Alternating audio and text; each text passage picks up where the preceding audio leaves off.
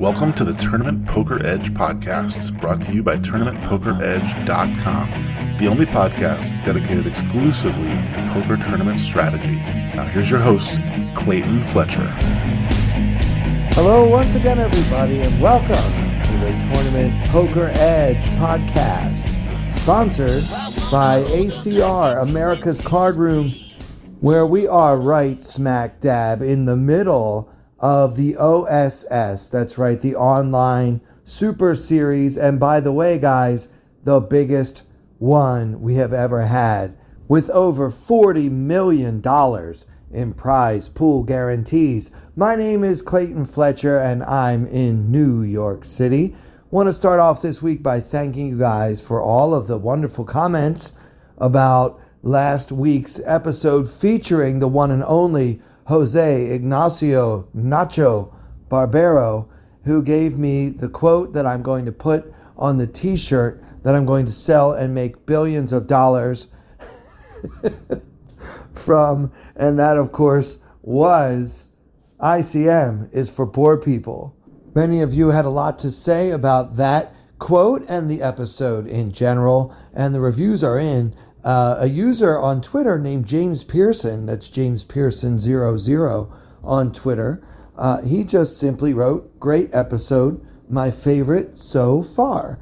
Thank you for your kind comment, James. And for anyone else who agrees that the podcast is good, please take the time to rate and review, and of course, subscribe on whatever platform you happen to use for your podcasting purposes. All right, this week I would like to continue with our discussion of the 2022 main event. Day 4 actually featured probably the most interesting hands of all the days. Now, I want to talk to you guys a little bit about Day 4. I've played the main event, I think, 10 times, and I've cashed in it twice. I've busted on Day 6.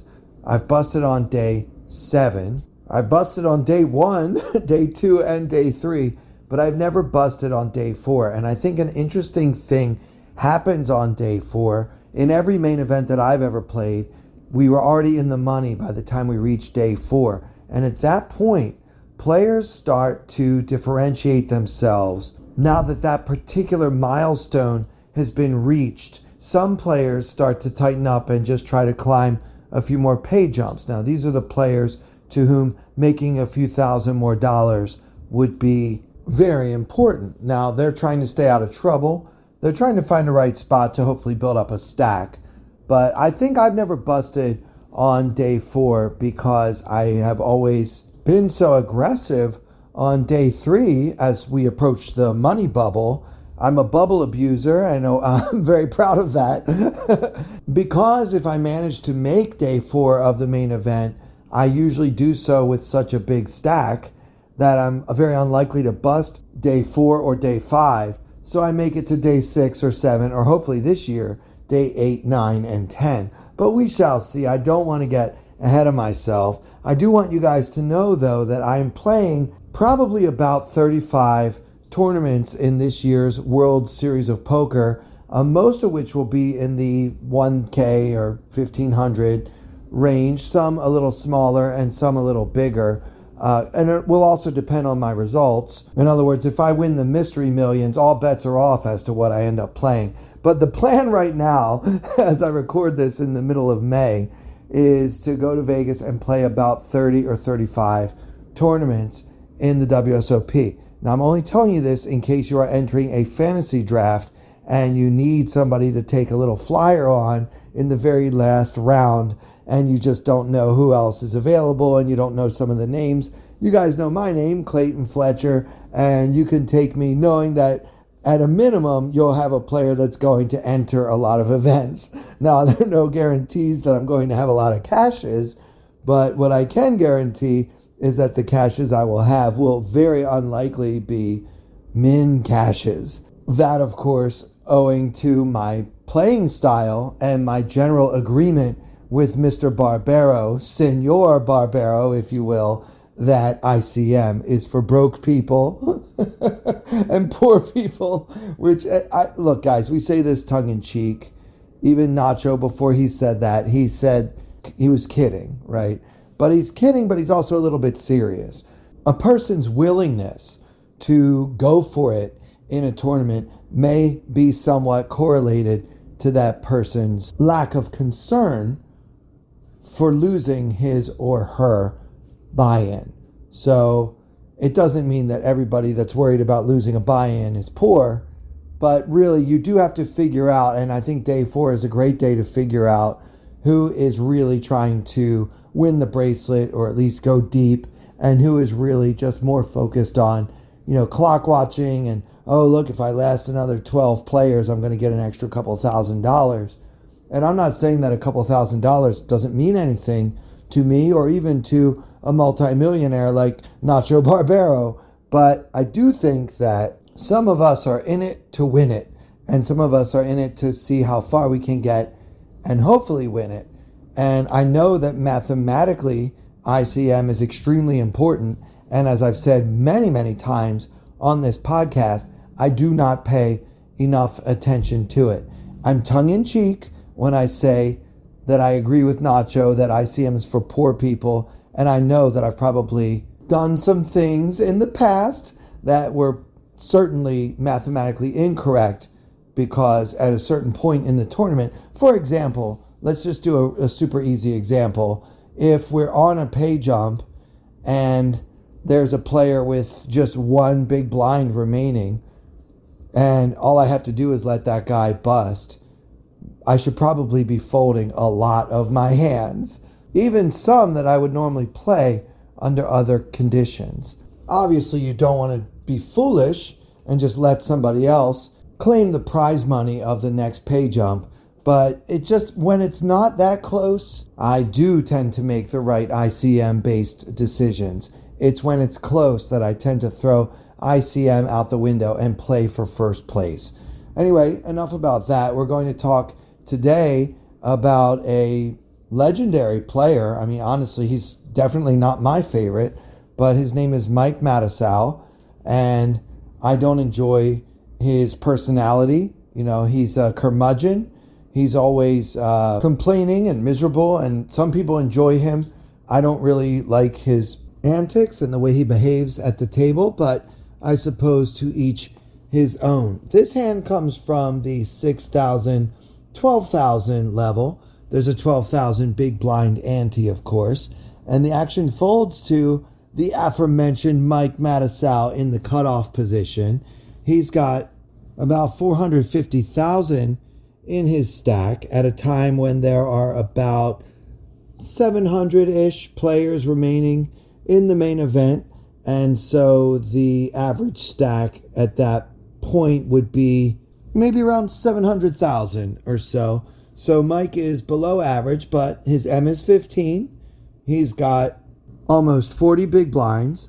It's folded to him in the cutoff, and he opens to 25,000, which is just one little chip above the minimum. Now we're going to play this hand from the position of the button, and our name is Nikolaj Zawadski, and we're on the button holding the 9 of clubs, 8 of clubs, and we've got a very nice stack of 1.2 million, which is just below 2 times the average stack at this point in the tournament. And what to do versus this cutoff open from Mike Matusow? Well, I think that 3-betting is okay. We could make it something like even 55,000, a very small 3-bet, and probably get Mike to fold a lot of his junk. Guys, I have not yet told you what Mike Matusow is holding in this hand, and that's by design. We're just going to play this pot from the button. I mean, yeah, you could make it 65K even if you're more comfortable. But I think a small 3-bet here will actually get Mike Matusow to fold a lot of his range. And really, if he calls, that doesn't really bother me too much either, because I'll be in position with a well-disguised 9-8 of clubs. Of course, calling is also fine. And actually, I don't even blame you if you want to fold. So really, I think everything is in play here. I think I would use a mixture, maybe 50-50 call and 3-bet. I would never fold this versus Mike Matusow because I believe him to have become extremely nitty over the years. Now, the Mike Matusow, some of us remember from the early days of televised poker in 2003, 2004, was that he was kind of famous for having what they used to call the Mike Matusow Blowup. But he really hasn't done that in many, many years. Over the years, as he's gotten older, he's gotten much, much tighter, much nittier. He really just tends to have it whenever he puts chips in. And so I would want to play hands in position against a player that is so tight and bluffable, generally speaking. And I find that players who are curmudgeonly, very grumpy, always assuming that the world is against them, they tend to be tight because they really wallow in their pain. And tighter players don't feel as much pain as looser players because if you just stay really tight, then you usually win at showdown. That is not the best way to approach tournament poker, but it's not a terrible strategy for the main event where you can just kind of wait and wait and wait because the blinds hardly ever increase. But that is my reasoning for not wanting to fold this hand. If you are afraid of playing against Mike Matusow, then you can fold your 9-8 of clubs, but I'm in there. And so is Zawadzki, who calls on the button. And the small blind folds, but our chip leader at the table, who has 1.8 million in his stack, his last name is Diaz. I'm sorry, guys, but I don't have his first name. But Mr. Diaz calls for 13,000 more. And now with 93,000 in the pot, and the effective stack being Mike Matusow's, the shortest in the hand, he's got 425,000. The SPR is about 4.5, and the flop comes Queen of Clubs, 5 of Clubs, 5 of Hearts, Hero Zawadzki on the button with the 9 of Clubs, 8 of Clubs. So we have flopped a 9-high flush draw on a paired board. The big blind, Diaz, checks, and Matusow bets 35,000 into the 93K pot, and the action is on us. So you are Nikolaj Zawadzki facing a small 1/3 size pot continuation bet from Mike the Mouth. What would you do? I would call. I think raising is also okay. Obviously, when Mike has air, he will probably fold to that raise, and we get to win this pot with 9 high, and it's safe to assume that Matusow had outs to beat our 9 high, obviously. So I think that, raising it has a lot of merits, but I don't mind what Zawadzki chose to do. He just called here on the flop, and now the big blind folds, and we're going heads up to the turn, and now with 163,000 in the middle, the turn comes the 4 of Hearts. So our board is now Queen of Clubs, 5 of Clubs, 5 of Hearts, 4 of Hearts. So 2 different flush draws now available, and we have a flush draw of our own with the 9-8 of Clubs. At this point, Matusow checks, and I think that Zawadzki can absolutely put in even just a modest bet here and pretty often win the pot. When Matusow checks here, he's basically announcing that he doesn't have the type of hand that he's willing to get all in with. He's got a 2 streets of value type of hand at best. It is possible, of course, that he's got a monster and he's trying to trap us and that he's checking, hoping that we bet so he can check raise. But I think that this is a great spot for Zawadzki to just make a reasonable bet. Any reasonable bet, really, will probably win this pot quite a bit because Matusow is generally tight and his range in this situation is very much capped. So I think a little bet here ends the hand. But Zawadzki decides to just check back and try to realize his equity. Maybe he can bluff if he misses on the river. I don't know. But in Hero's shoes, I would have bet. Hero decided to check, and now there's still 163 in the middle, and Mike Matusow has 390 in his stack, so just about 2 times the total pot at this point.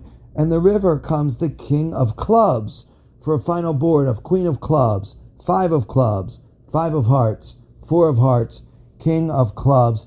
Hero with the 9 high flush now with 9-8 must be pretty excited when Matusow decides to bet 70,000 into the 163,000 pot.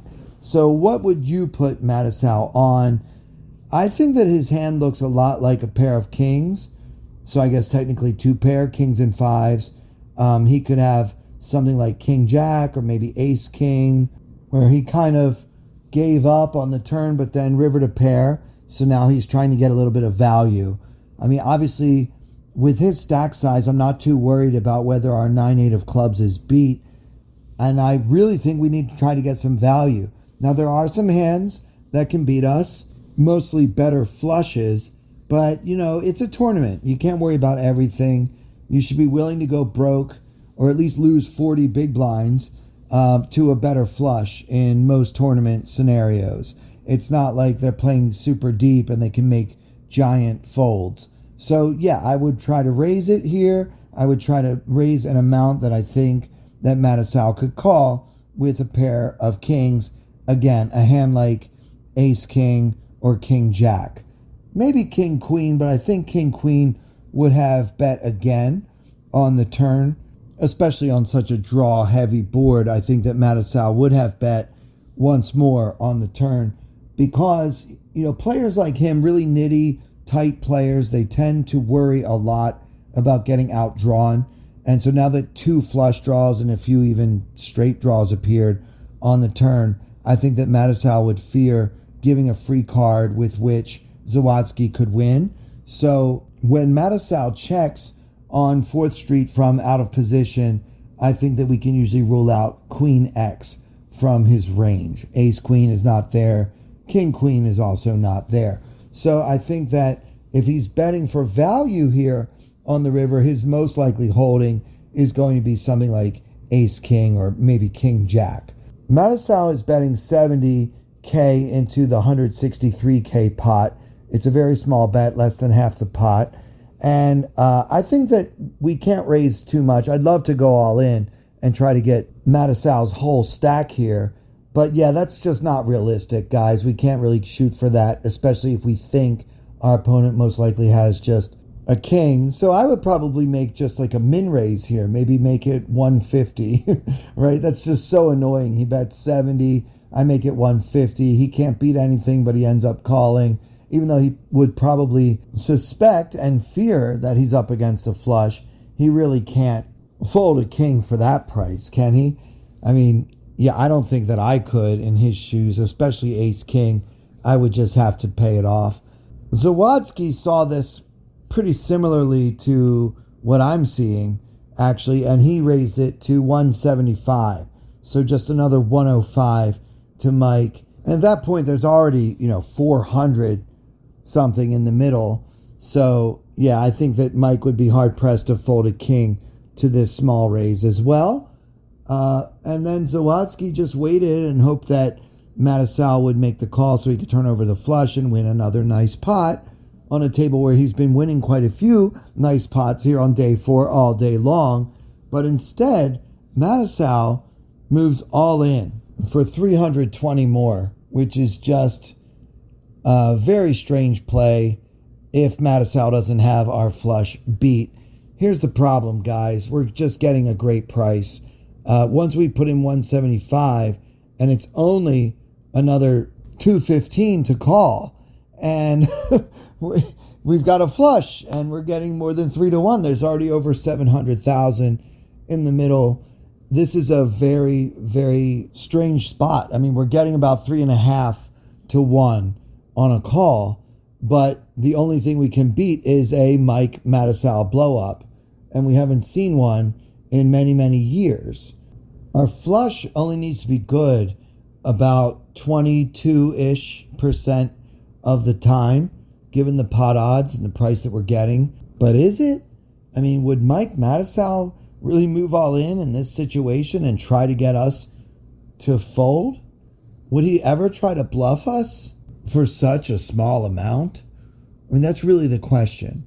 How could this possibly be a bluff? And how often is this 9-high flush ever going to be the winner? I mean, you can't just run around paying off nits when they 3-bet shove on the river. You can't do that. But in this situation, the price is so good, I think that Zawadzki felt a bit lost. And he did take more than 3 minutes to make his final decision. And he decided to make the call. And immediately, Matusow said, "Good hand, you win." And turned over the ace of diamonds, 7 of clubs. So Matusow raised from the cutoff with ace 7, totally reasonable. Fired off a continuation bet on the paired board, totally fine there. Gave up and checked the turn, which is also very much okay. And then on the river, decided to represent either the flush or the king or something with a little bet. And then when he got raised, he just lost his mind and went all in.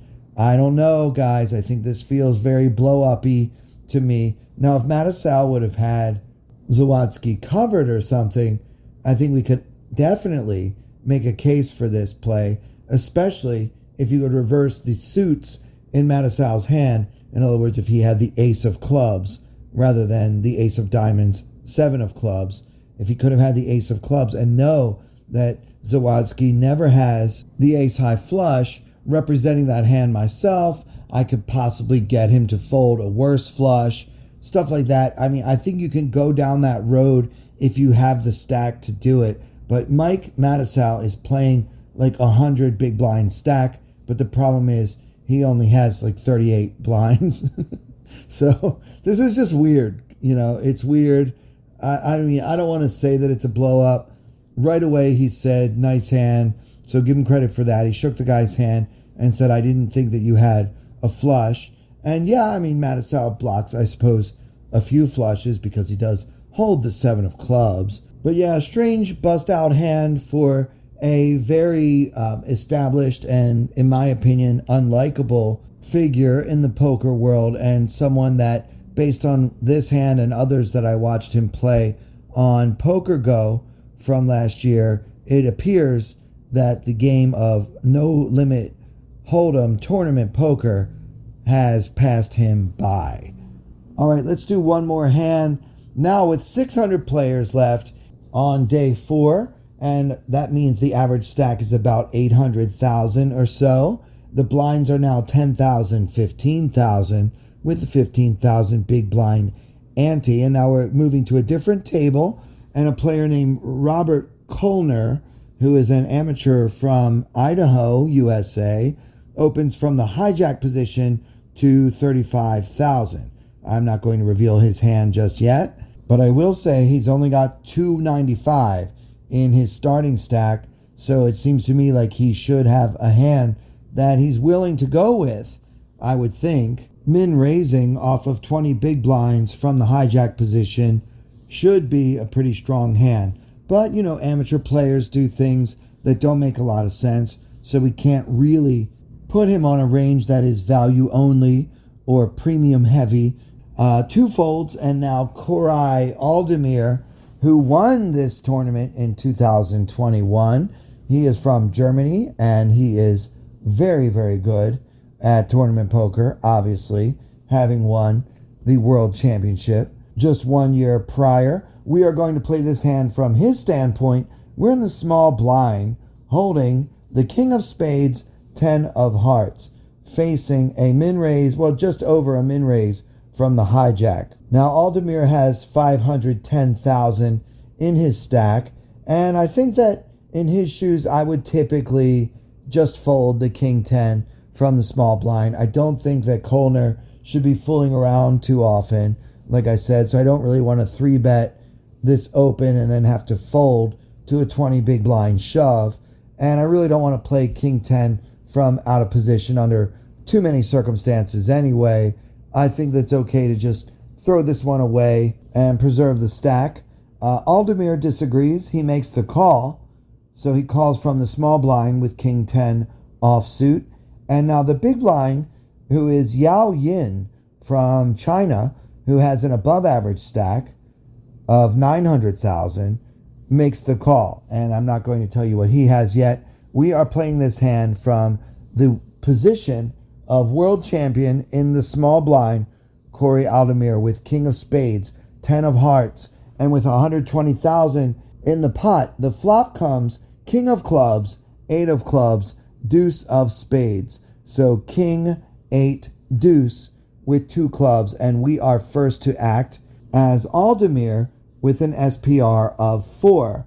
I think you can certainly lead here. We're going to want to lead sometimes when we have a flush draw. We're going to want to lead sometimes when we have a big hand like pocket deuces. I mean, leading into 2 opponents on a flop like this does a few things. I mean, it allows us to take the possibility of giving a free card to a player holding 2 clubs off the table. So if we bet, we can at least charge them something for trying to hit their flush. So that's, there's a case to be made there. I think I would usually check. I'm a little nervous that Kollner could have us beat because he is supposed to have a pretty strong range. Remember, he started the hand with 1 chip under 20 big blinds. So Aldemir decides to check. Totally fine. The big blind, out of nowhere, Yao Yin, bets 75,000 into the 120,000 pot. And now Robert Kollner decides to fold. So all of a sudden, the player I was not worried about too much has become the villain in this hand. And the action's on hero with top pair and no draw. So what should we do as Aldemir? I don't think we can fold, obviously. We've got too strong a hand for that. With Yao Yin not checking to the razor, as most players do, maybe a little too often, I think that it's unlikely he's got a monster. I would think that his most likely holding is a flush draw of some kind, and he's decided to put in a pretty sizable semi-bluff with it, betting 75K into 120K. So I believe that leaves heroes options, calling or raising. Sometimes you'll see players make this play with a hand like middle pair. Maybe he's got like 8-7, and he was getting such a good price pre-flop. Now he flops middle pair, and he wants to put in a bet and kind of see where he's at. Maybe he can take it down. It also effectively becomes a semi-bluff, because when you have 8-7 in a situation like this, a 7 on the turn might look pretty innocuous to your opponents. They wouldn't really put you on 2 pair at that point. Similar, he could play ace deuce this way, just bottom pair, hoping that he gets better on a future street. I don't know about the sizing, though, whether this is the right sizing for that sort of play. I think, generally speaking, I don't like Yao Yin's sizing here, regardless of his holding. In Aldemir's shoes, I think that we can raise and try to get all in versus a flush draw, which is a pretty good situation, as about a 2-1 favorite. We can also just call and hope that things don't get scary on the turn. So Aldemir decides to call, and again, I think that's totally fine. And now with 270,000 in the middle, Corey Aldemir has about 415,000 behind, and the turn comes the 7 of hearts. So our board is now king of clubs, 8 of clubs, deuce of spades, 7 of hearts, hero holding the king of spades, 10 of hearts. Action is on hero, and he has to decide whether to check or bet. I fear that checking could cause our opponent, who I still think very often will have a flush draw in this situation, to just check behind. And I hate to help him realize his equity so cheaply. So I think this might be a good spot for a check call lead from Aldemir.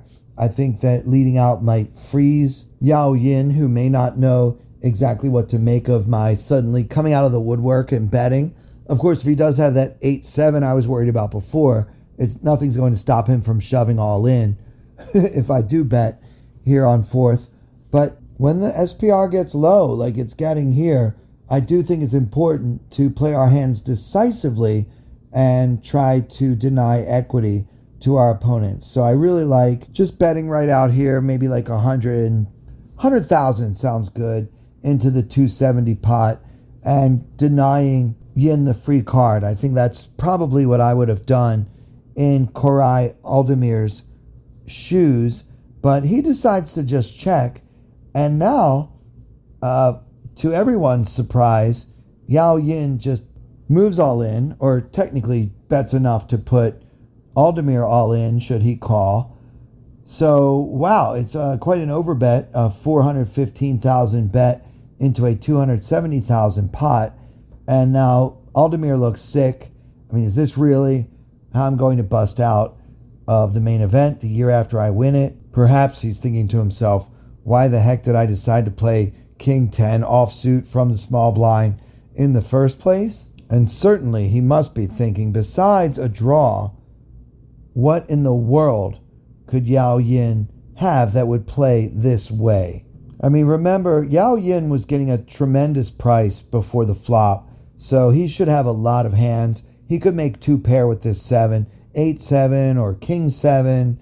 Those are the hands we fear the most, but the real question is, would Yao Yin play those hands in this way? I mean, would he overbet on the turn with hands that are that strong? I think most players do not, and so this play is very confusing, right? If it's not a flush draw, then what is it? I mean, obviously things are possible, right? He could have King 7 and just wants to overbet because he knows it's going to look like a flush draw, everything like that. I don't know this Yao Yin character enough to know exactly how crafty he is, but I think all things being equal, it is not an easy call, but it is a call nonetheless, and one that Aldemir made. And at that point, Yao Yin wraps the table and turns over the Queen of Clubs, 4 of Clubs. So sure enough, he did have that flush draw on the flop. And at that point, Aldemir was more than 4-1 to double up, more than double up in this hand and have an above average stack for the first time in a long time late on day 4. And that's exactly what happened as the river bricked off and Koray Aldemir's deep run in the year after he won the main event did not come to an end. And that'll do it for this episode. Guys, if you haven't joined the Discord yet, we've got some very exciting promotions coming up that have something to do with this summer's World Series of Poker. You have to join the TPE Discord. It's free. There's a link in the description to this podcast that all you have to do is click it, and then you can become a member of the TPE Discord. Also, if you have yet to sign up for America's Card Room, now's the time to do it. You can get a first-time deposit bonus, 100% up to $2,000, just by clicking the link in the description and using the promo code TPE. And for everyone here at Tournament Poker Edge, with special thanks, as always, to our very generous sponsor, America's Card Room, I'm Clayton Fletcher. Thank you so much for listening. I wanna hold them like they do in Texas plays. Fold them, let them hit me, raise it, baby, stay with me. Luck and intuition, play the cards with babes to start. And after she's been hooked, I'll play the one that's on her heart. Oh, whoa, whoa, whoa, whoa. I'll get her heart, show her what I got. Oh, whoa, whoa, whoa, whoa. I'll get her heart, show her what I got. Can't read mine, no she can't read a mile. Poker face, she's got to love nobody. Can't read mine, no she can't read a mile. Poker face,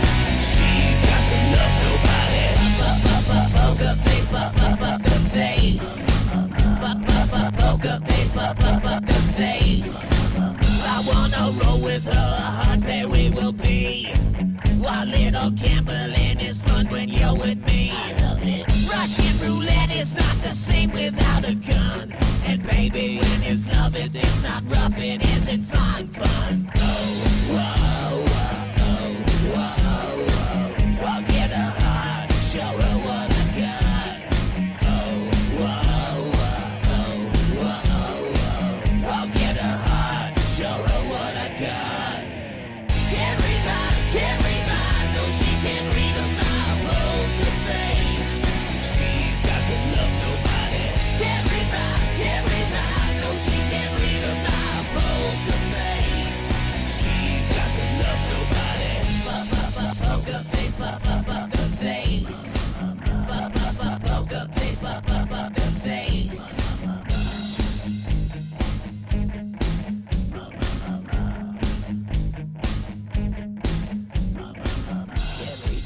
Can't read mine, no she can't read my poker face. She's got to love nobody.